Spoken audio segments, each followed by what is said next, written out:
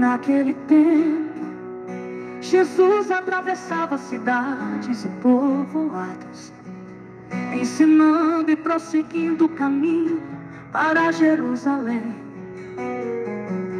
Alguém lhe perguntou: Senhor, é verdade que são poucos os que se salvam?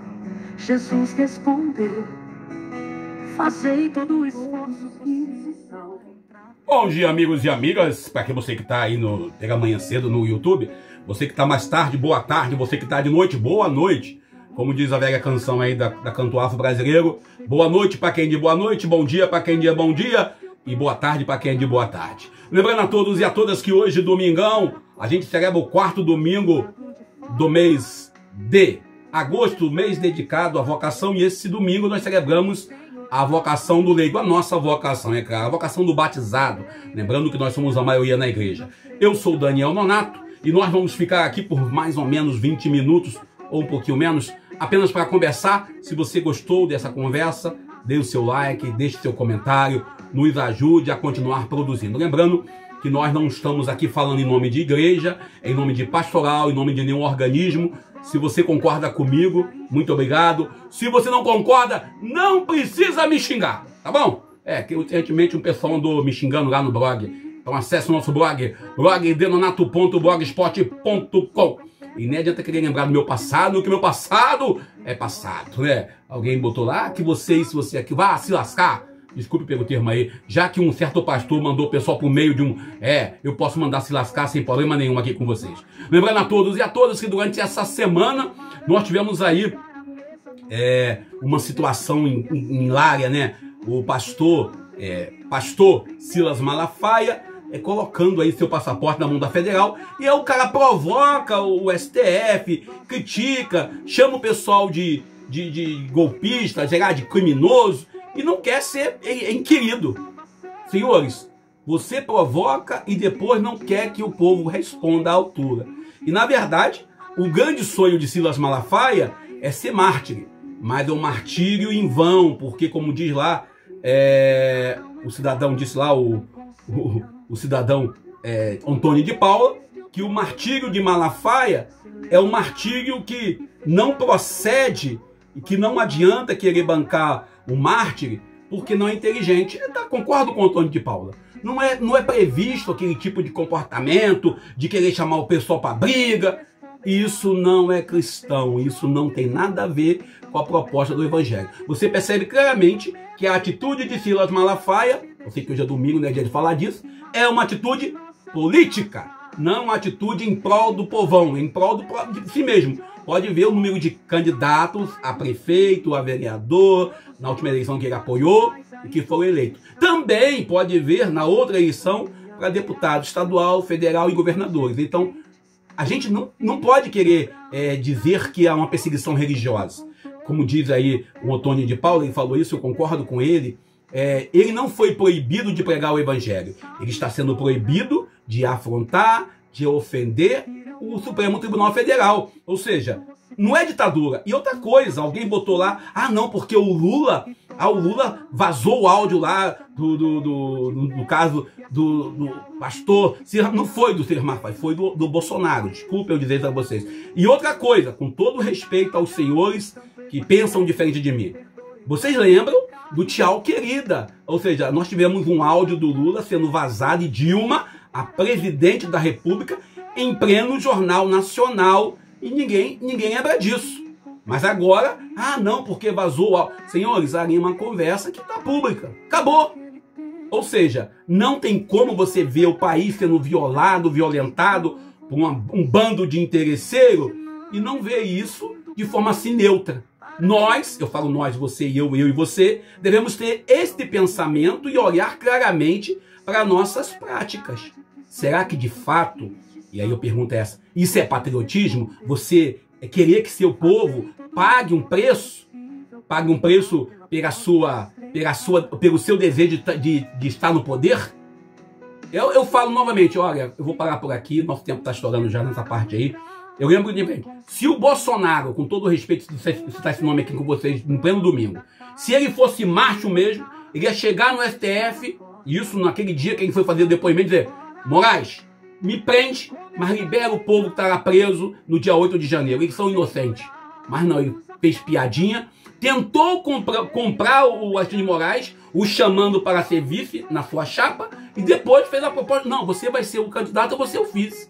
Ali é um processo de sedução, é uma brincadeirinha. Bom, deixa quieto, vamos nós para o evangelho de hoje, que é a melhor coisa que a gente faz. Não é porque alguém vai me processar aqui também. Lembrando a todos e a todas que a gente começou hoje aí, lembrando que o evangelho é Evangelho de Lucas, capítulo 13, versículos 22 ao 30, o mesmo evangelho que você lê lá na 30ª semana, quarta-feira, da 30ª semana do tempo comum do ano ímpar. Lembrando que as outras leituras é o Isaías capítulo 66, versículos 18 ao 21, e o Salmo é o Salmo 116, entre parênteses, 117, e a segunda leitura, Hebreus capítulo 12, versículos 5 ao 7, depois versículos 11 ao 13. E o Evangelho, já falei, Lucas capítulo 13, 22 ao 30. O Evangelho nos mostra hoje Jesus caminhando para Jerusalém, onde ele vai ser sacrificado. Mas não apenas um percurso geográfico, é o mergulho no mistério da entrega da cruz e da revelação. Ou seja,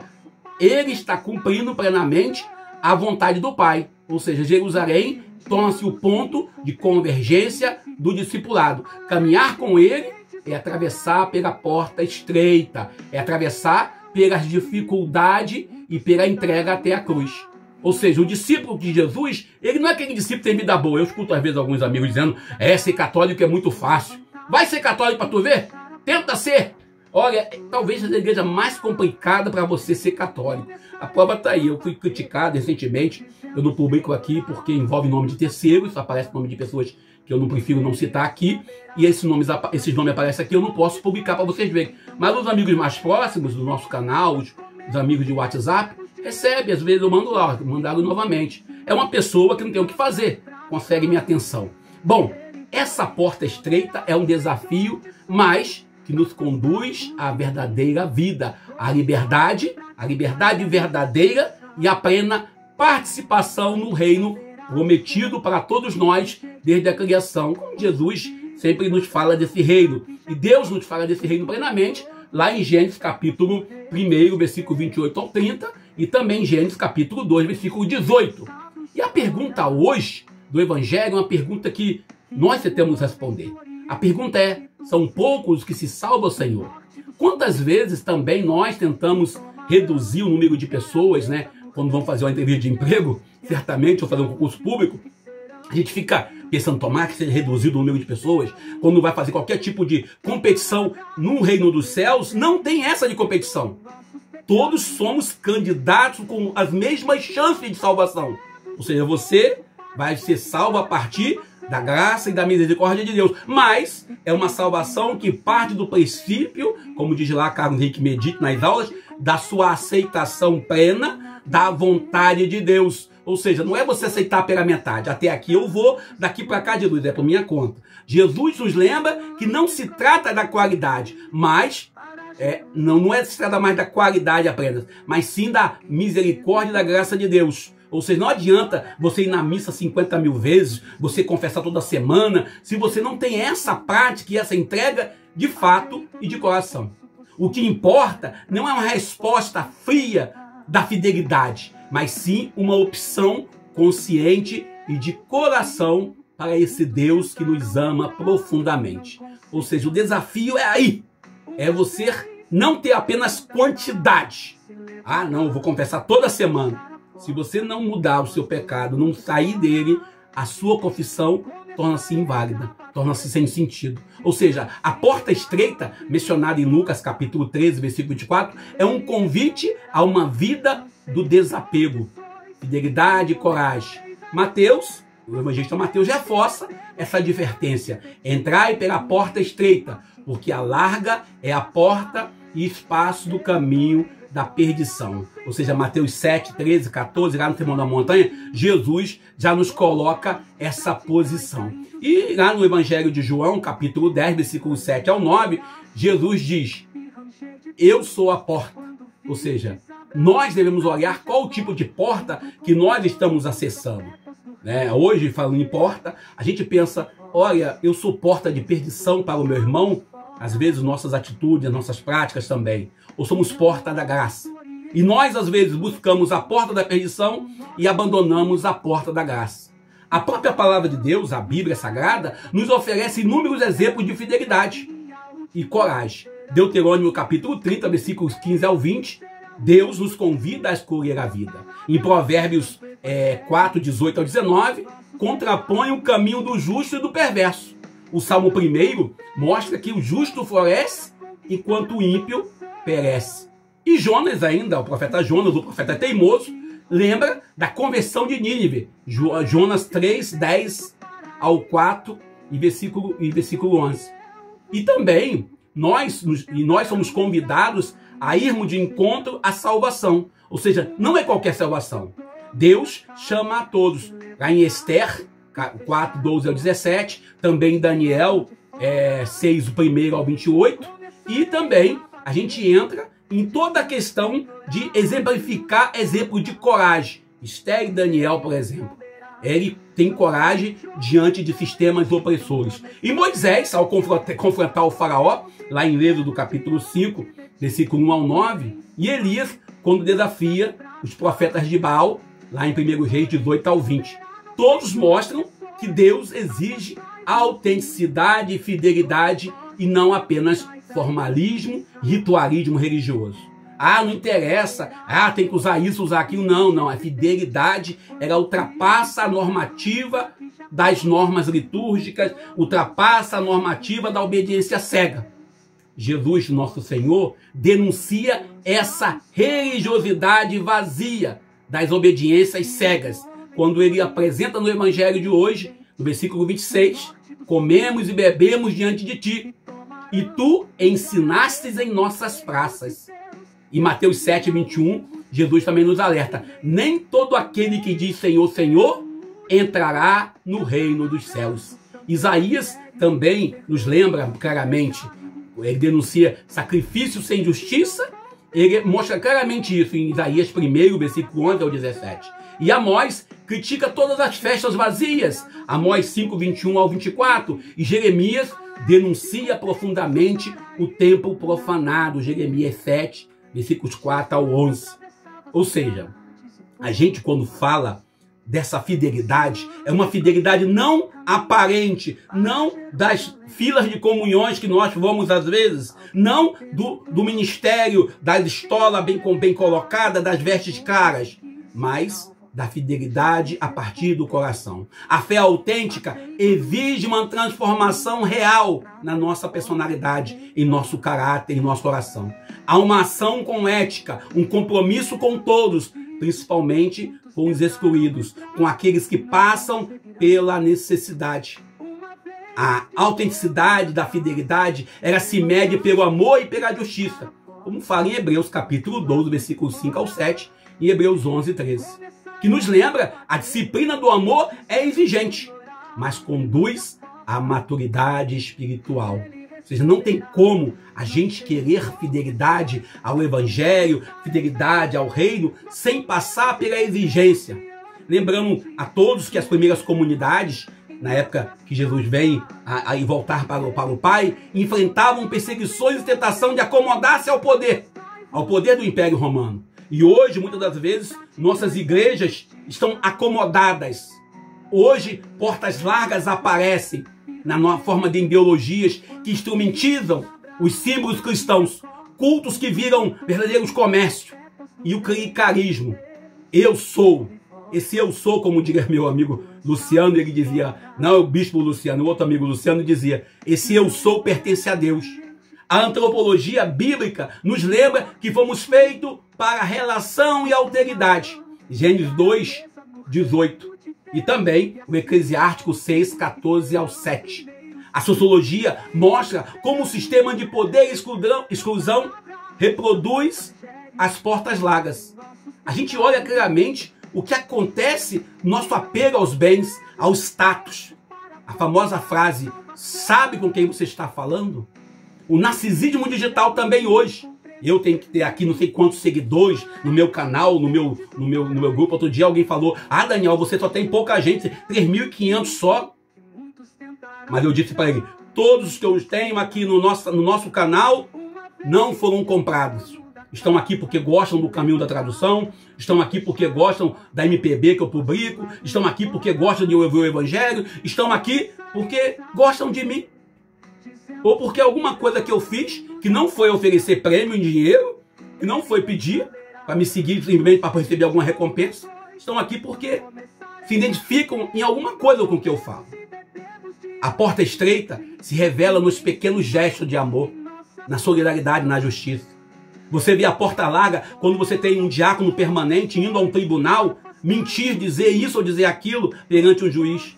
Você vê a porta larga quando você vê a instituição que diz defender a justiça, promover a injustiça, fazendo todos os apelos possíveis para não cumprir o que a lei determina.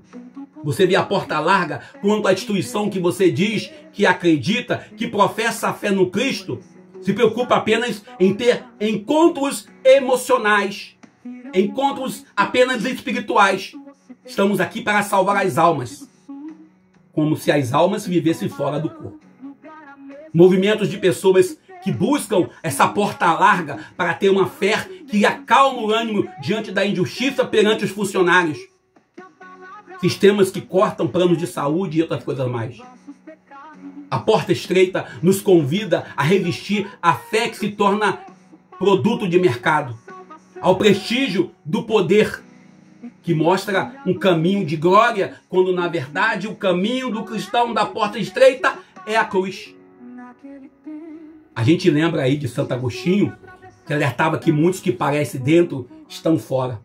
Muitos que estão aí de estola, de cresma, de batina, de mitra, de báculo, como diz São João da Cruz, já estão a caminho do inferno há muito tempo pela porta larga. São João Crisóstomo também denuncia líderes que buscavam luxo. Gregório Magno lembrava que o pastor deve cheirar a ovelha. Papa Francisco volta a esse lema de novo. Papa Francisco inventou isso. Não o incenso do poder. E Santo Irineu afirmava que a fé se mede pelo amor ao próximo. Não tem como ser cristão pela metade. Não tem como ser cristão com vantagens. Quando nós falamos que a igreja é a favor da castidade, é a favor da fila da vida, alguém vai e muda tudo. Lê tudo da forma que interessa. Ah, não, porque a igreja é contra a camisinha. Não, a igreja é a favor da castidade. É a favor da castidade e a favor da fidelidade matrimonial. Mas o pessoal bota essa parte, porque é assim que vem de jornal. A porta estreita não é a exclusão, mas é encontro. Não é peso, mas é liberdade. Não é fardo, mas caminho de vida. Como Lucas nos lembra em 13:30. Há últimos que serão os primeiros, e há primeiros que serão os últimos. Lucas, quando fala isso, ele não fala isso simplesmente por falar. Lucas não fala isso simplesmente por dizer. Lucas nos traz isso para nos lembrar quem nós somos. É a lógica do Magnífica que nós cantamos semana passada com Nossa Senhora da Glória. Deus derruba os poderosos e eleva os humildes. Lucas capítulo 1, versículo 52. Que possamos hoje, diante da realidade, reconhecer as portas largas que nos induzem o poder, a riqueza, a vaidade, e saber escolher a porta estreita do serviço, do amor, da fidelidade. Que nossas comunidades, que nossas igrejas se inspirem na solidariedade dos povos simples, na justiça, no cuidado com os pequenos, com os marginalizados. Diante de um líder religioso que articula com um outro político para poder perpetuar-se no poder ou para chegar ao poder, miremos bem a porta que ele está olhando. É a estreita ou a larga? A porta estreita atravessa séculos, desde Jerusalém até nossos dias de hoje. Ela continua aberta para aqueles que desejam viver a fé como entrega concreta, ética e relacional. E peço a você que está aí, como eu, passando pela porta estreita, que se esforce, que reze por mim, que eu rezo por ti, para que possamos ter fidelidade. Não por causa de nós mesmos, não por causa das nossas pequenez, mas por causa do Deus grandioso que nós acreditamos. Que Deus possa nos abençoar e nos ajudar a chegarmos onde temos que chegar, não por nosso merecimento, mas pela graça e misericórdia de Deus. Para que no último dia quando o rei estiver lá no seu banquete, não dizer pra gente: mete o pé, eu não conheço vocês. Não adianta comungar, ou como diz Fernando Mendes, ir na igreja rezar e fazer tudo errado. E eu paro por aqui, peço a você que deixe seu like, comente esse vídeo. Nós não xinga não, tá? Pelo amor de Deus, não xinga não. Nem vai no blog me xingar também não, porque você não ganha nada com isso. Vai lá me xingar não, pelo amor de Deus.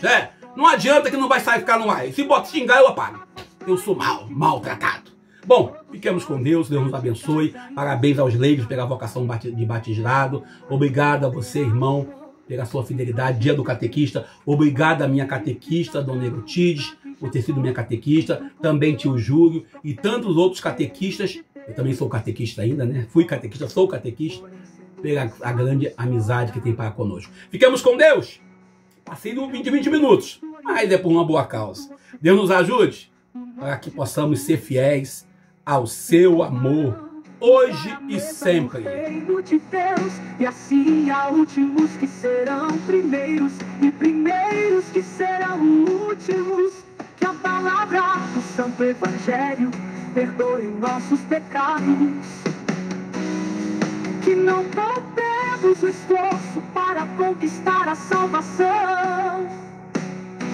E que um dia nos encontremos felizes, alegres e contentes no paraíso.